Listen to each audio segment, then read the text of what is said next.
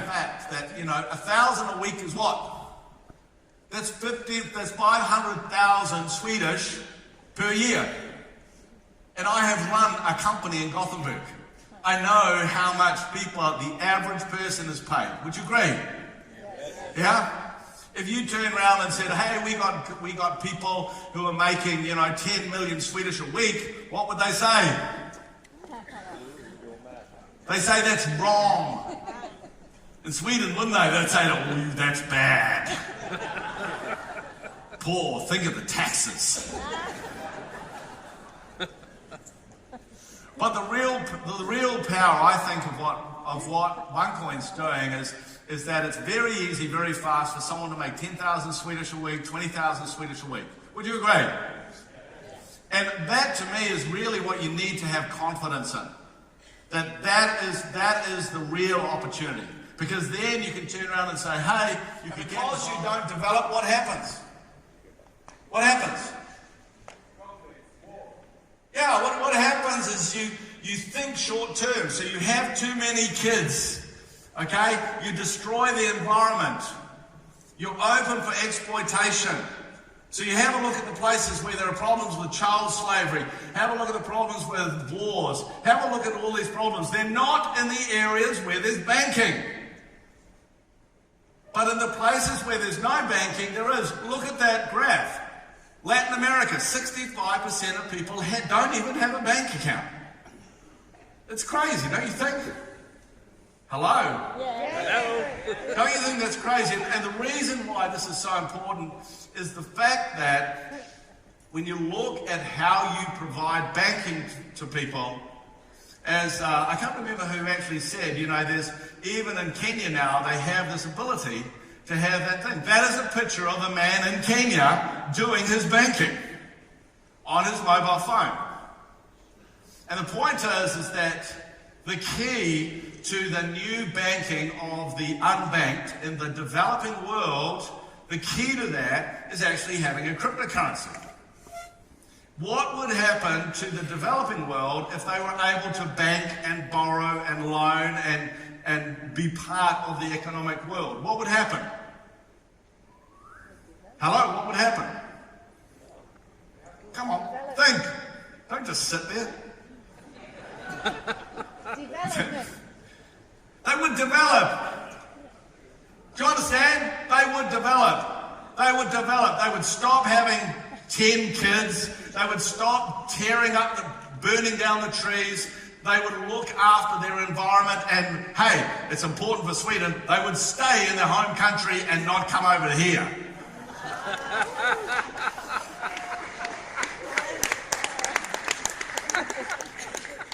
Do you understand? Thank you.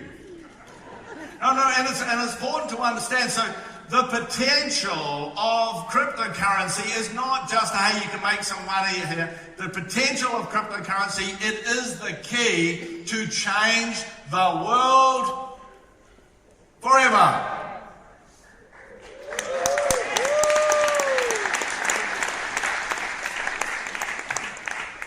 But the point to understand is that to have a cryptocurrency that's used by literally 1 billion or more people all around the world, you can't have 21 million coins like Bitcoin.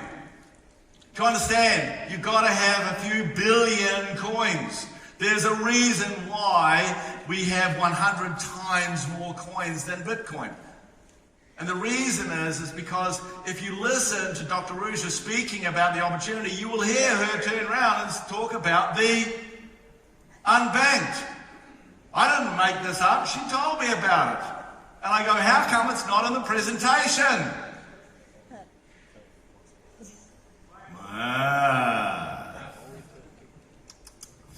So the point is that's the one reason. And because of that opportunity is so large. The second one is what's called remittances. It doesn't really matter so much in places like Scandinavia, but for the rest of the world, every year, as the World Bank says, $600 billion is sent $600 billion is sent between people. Some places it's extremely important.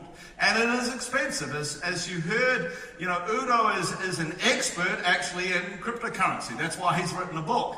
And as he said, he talks about it is really expensive to send this money. And cryptocurrency is proven as a much better, low-cost, cheap, fast alternative. Okay? It's not a matter of, hey, could we take some of this market? We're going to take all of this market. Okay? Because why would you pay 7% when you can pay 1%? Get it? So how much currency do you need to be able to use $600 billion $600 billion? Do you need a couple of 100 million? Do you need $1 billion? Think about it. How much currency do you actually need? You don't know, do you? Is he going to tell me? I don't think so. Do I have to work it out? I don't know. Look, to be able to send that much currency, you need tens and tens and tens of, maybe even hundreds of billions of dollars of currency so people can have the currency and send the currency. Do you get it? Yeah. So when you think that we're so much dramatic, we're so much cheaper for that, obviously the market for cryptocurrency is, in just remittances, is something like $600 billion, and this does not account for $22 trillion of business-to-business remittances. I don't put the 22 trillion up because it just gets silly.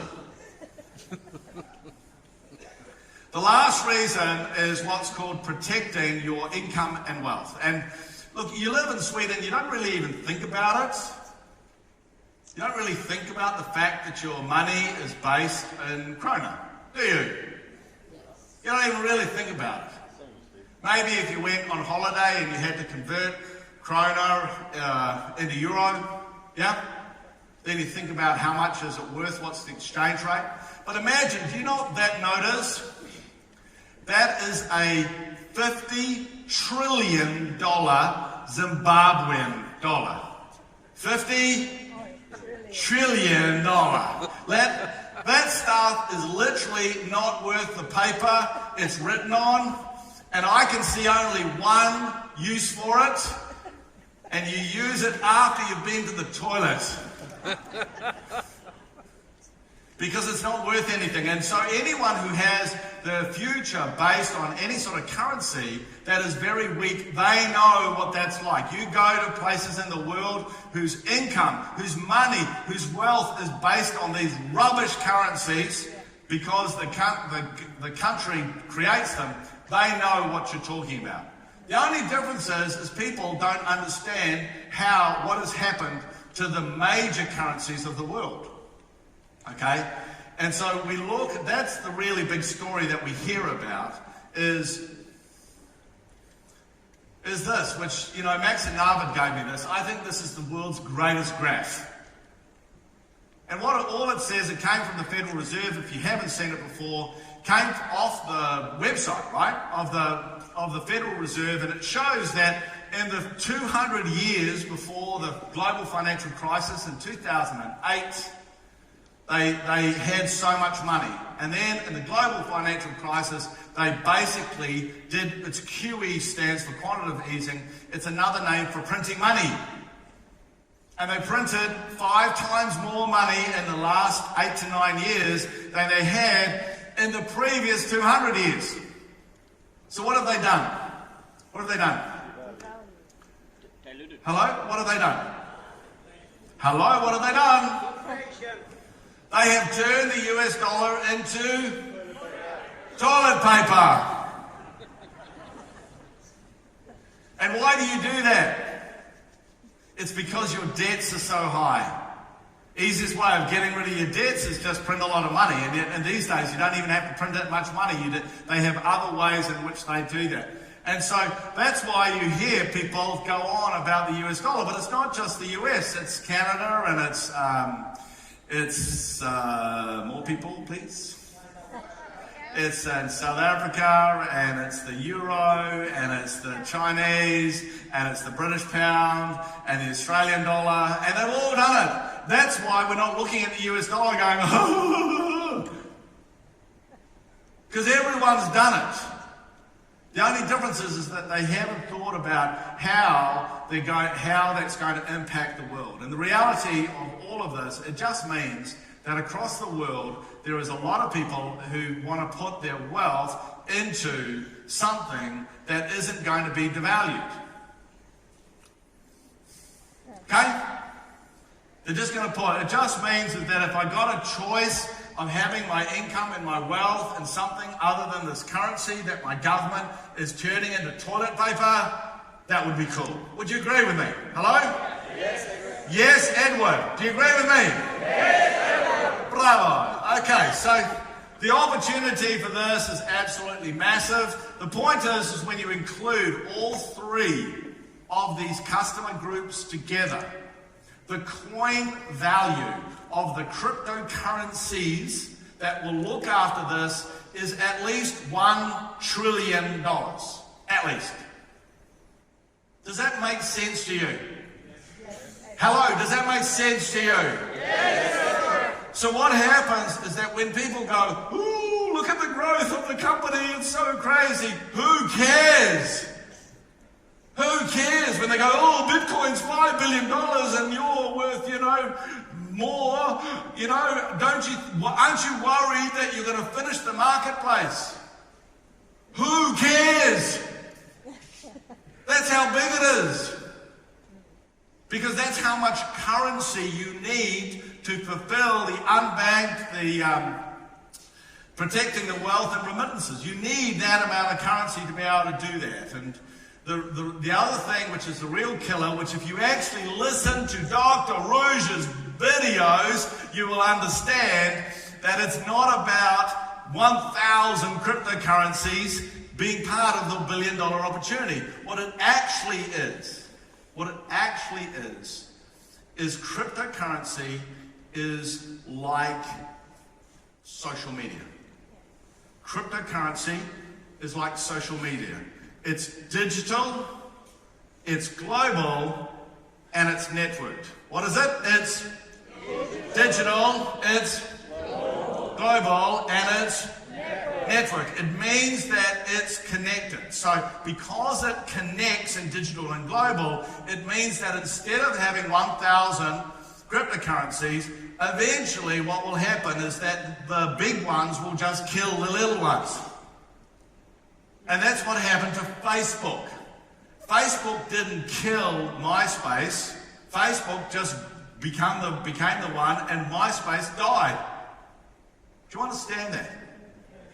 And so when you actually look at this opportunity, okay, the goal of this company is to create the reserve currency. Google it, reserve currency. And reserve currency, you'll understand that this is the global currency that the world uses. But also understand that whilst everyone thinks it's the US dollar, it is published many times that Russia, China, Brazil, India, the Gulf states all want to move away from the US dollar. And the idea that they will work together to create a new currency is crazy. It won't happen. The only logical thing is they're going to take on a cryptocurrency, which they won't be able to create themselves. What will happen is someone else will. And so to create this, the genius of Dr. Rouge, really, to me, the thing that I find extraordinary that she was being able to do is she saw this when no one else did. Got it? Yes. That's what she saw. She understood that Bitcoin can never do it, and therefore the biggest race in the digital world is who can create the first global cryptocurrency. Because whoever does that will create the equivalent of the Facebook of the cryptocurrency world. And all the others must die. Because you only use one Facebook, right? Yes. You don't use 5 different types of Facebook. You only have one. And that's why it's so important that you understand exactly that's happened. And when I understood that, I went, okay, I get it. That's why this company has only just started.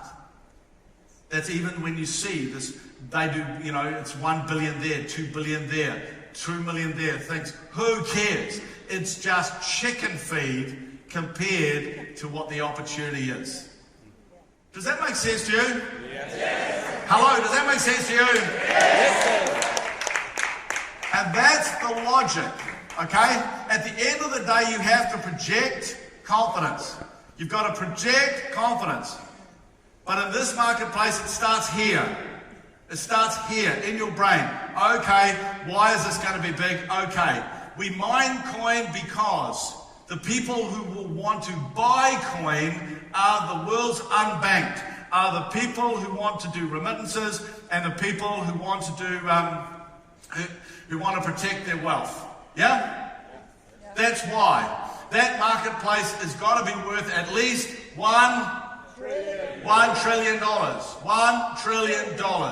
And only one or two cryptocurrencies are going to survive. And if you listen to Dr. Ruji, you will hear her say that. Do you understand? That is why she's saying that. And therefore what it does is it means the strategy. What this is when you hear her say, we're going to be private mining until we go public, we need 80% mined. She's saying that because to be a global cryptocurrency, you need a lot of coins. Do you understand? Yes. It's not about having 500 million coins. It's about having 1.5 billion coins. And when you've got 1.5 billion coins, and you can't just print them, they get mined at 1.44 million coins every day. You can't change it. That's why it's so strong. That's why it's so credible. So it's a straight line. But the more people who mine coins, the higher the price. Got it? Yep. So long as the thousands of people join Onecoin all around the world, the price will continue to go up. When the company then opens the coins to sell around the world, who will buy them? No, who will buy them? I just spent 30 minutes telling you. The unbanked, the remittances, the protecting their wealth, they will buy the coins if you don't want them. Does that make sense to you? Yes. And therefore, when people turn around to me and say, oh, I need to sell my coins, I just think, idiot. I just think you're an idiot. And I feel like slapping the upline because the upline should explain, the sponsor should be explaining to that person that the whole value of this is created. We're mining now because in the future, the world will buy and use Onecoin. And if in 3 years' time you see, Onecoin's famous all around the world, the next Google, Uber, blah, blah, blah. Yeah? Everyone knows your friends will go to you and say, oh, Jens, you're so intelligent. How come you bought how did you mine those Onecoins in 2016? Man, you must have made a fortune. And you'll go, oh, I sold them. And your best friend will look at you and go, idiot. And forevermore, every time you'll be sitting in the bar and they'll go, how's your Onecoins?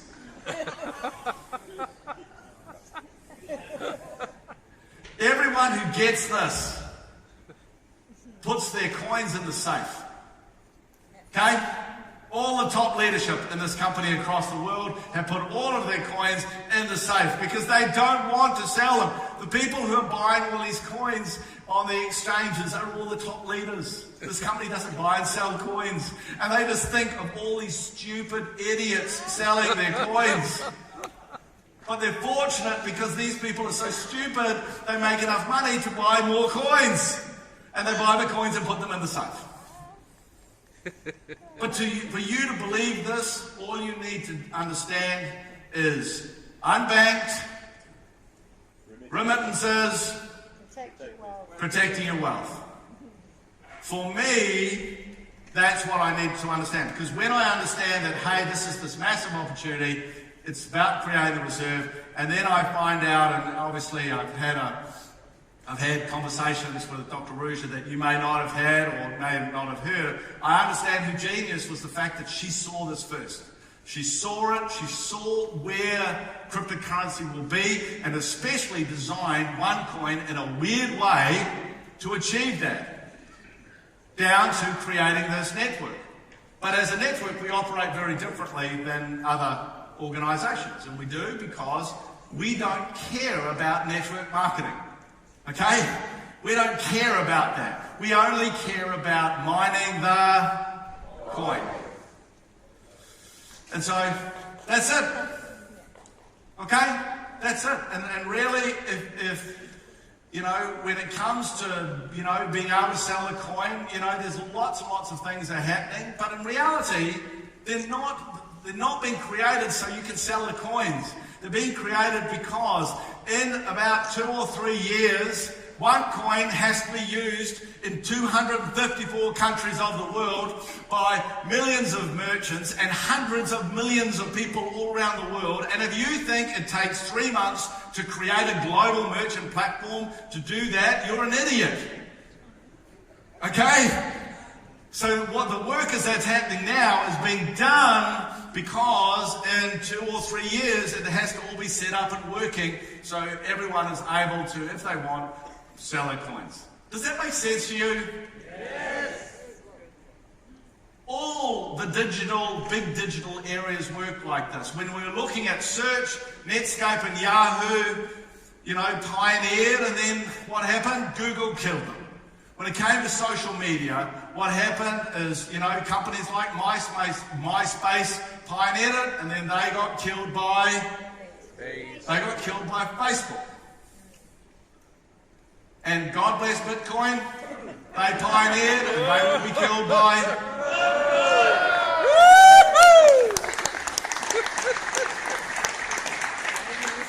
And they will be killed by Onecoin because Dr. Ruja understood what the final area of cryptocurrency was and specifically designed a strategy to be able to deliver that. That's why she is so focused on the coin. That's why if you ever say something bad or rubbish the coin, she will kill you or send someone like me to kill you. And trust me, that's the attitude we have because everyone's working together. It's the weirdest thing in the world that everyone is working together, but because fundamentally the coin is the thing that binds us all together, it's the thing that is the most exciting thing about this business. Everything is about that whole idea of the one coin. It means that you can want to work together because when you hear of China booming, does that help you? Yes. Yes. When you hear Latin America booming, does that help you? Yes. When you hear about Finland booming, even if you live in Sweden and you hate them bastards. Yes. And even when you hear that happening, do you feel good about it? Yes, because everyone therefore is building the value, building the strength, building the future of everyone who is smart enough to be involved with this. When half the world will go, ooh, that's wrong, and you'll get some media people. I'm sure there's a journalist in the crowd right now. Hi, nice to meet you. Okay, if you write a bad article, it just means you're unprofessional. You haven't listened. Clear your ears.